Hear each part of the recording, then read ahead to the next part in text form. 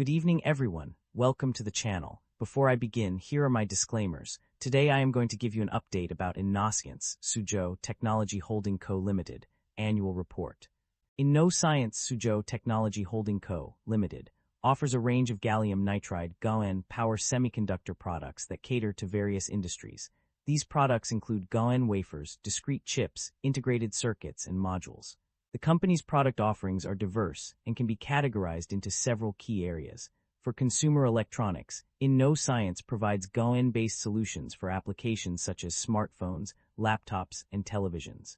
The company also caters to the renewable energy sector with its GaN products used in solar inverters and wind turbines.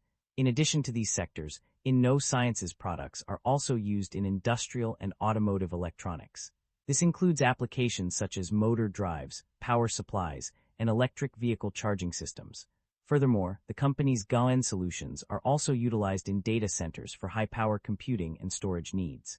Overall, INNOSCIENCE Suzhou Technology Holding Co. Ltd.'s product portfolio is designed to meet the growing demand for efficient and reliable power semiconductor products across various industries.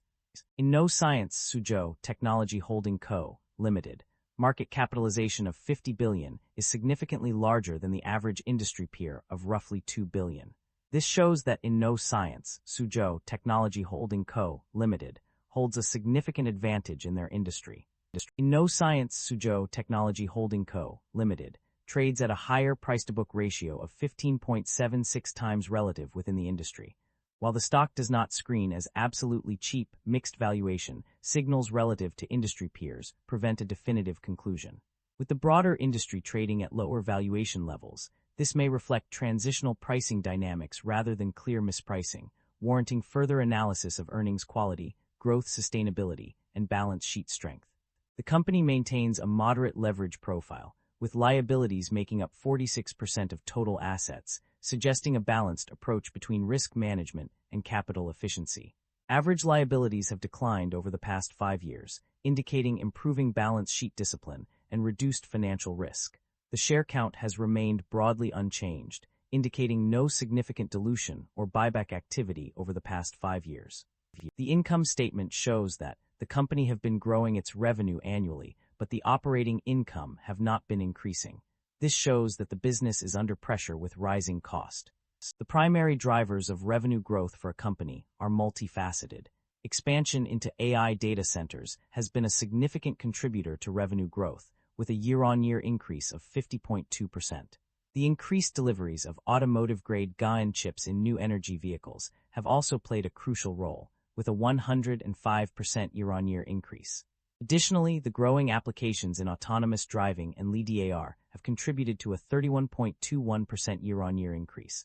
The company's strategic cooperation with leading robotics enterprises has led to exponential growth of robot shipments, while its penetration rate increase in consumer electronics has driven revenue growth.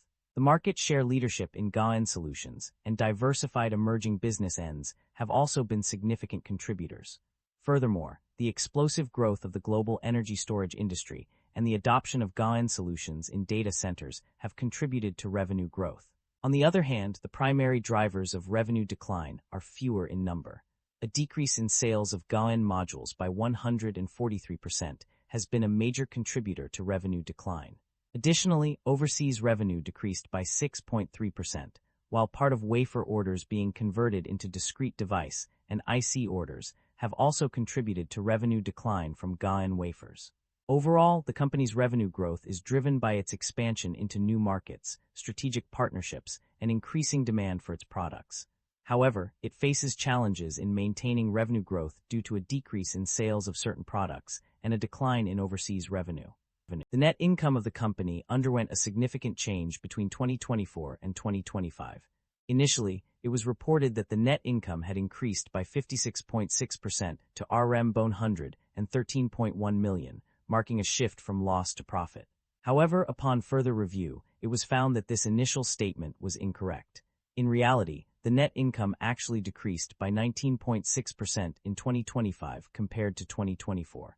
Despite the decline in net income, there was an improvement in the company's gross profit margin.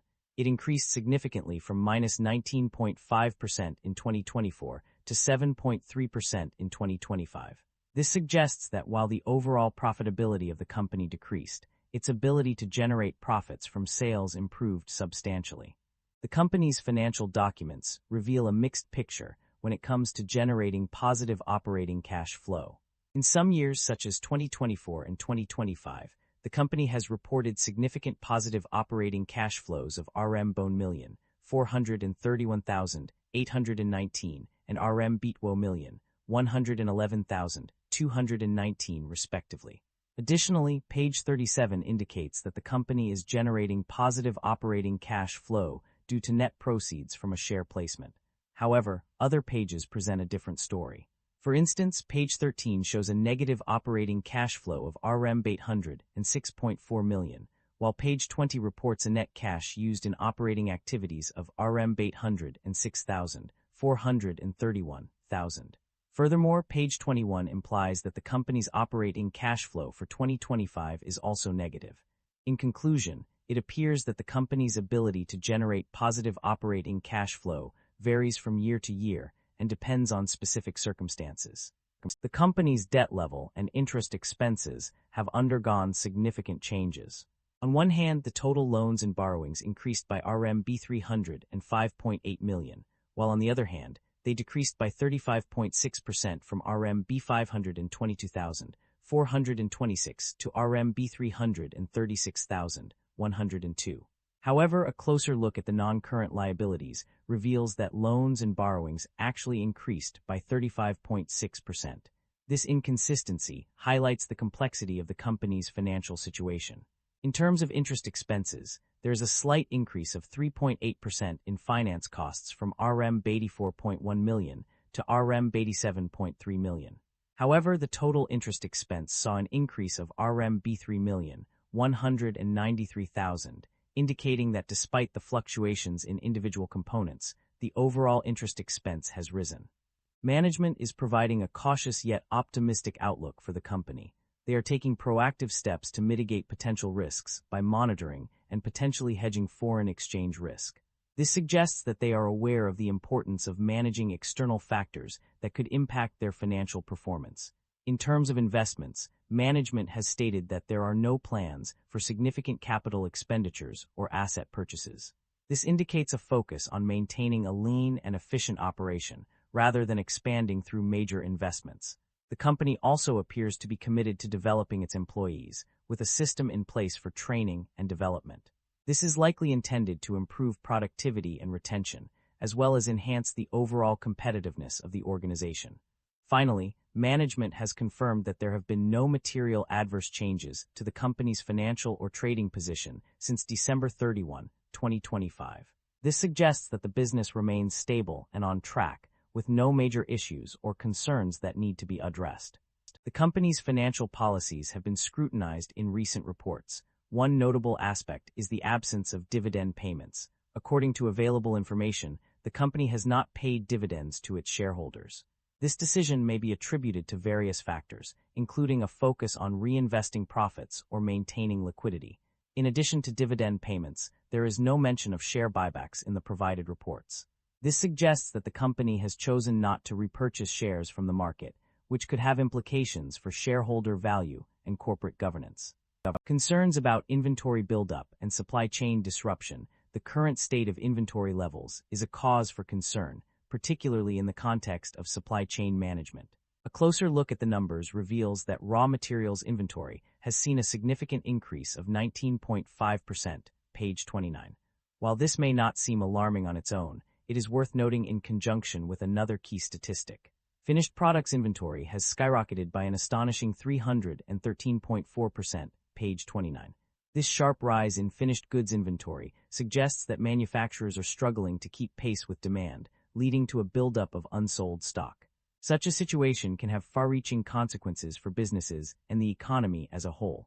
Excess inventory can tie up valuable resources, including capital and storage space, while also increasing the risk of obsolescence and write-downs.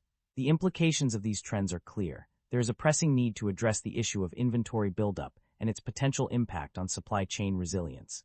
By doing so, businesses can mitigate risks, optimize their operations, and ensure that they remain competitive in an increasingly complex market landscape. That concludes the financial summary for INNOSCIENCE, Suzhou Technology Holding Co. Limited. Feel free to comment below, and I will be happy to answer them when possible.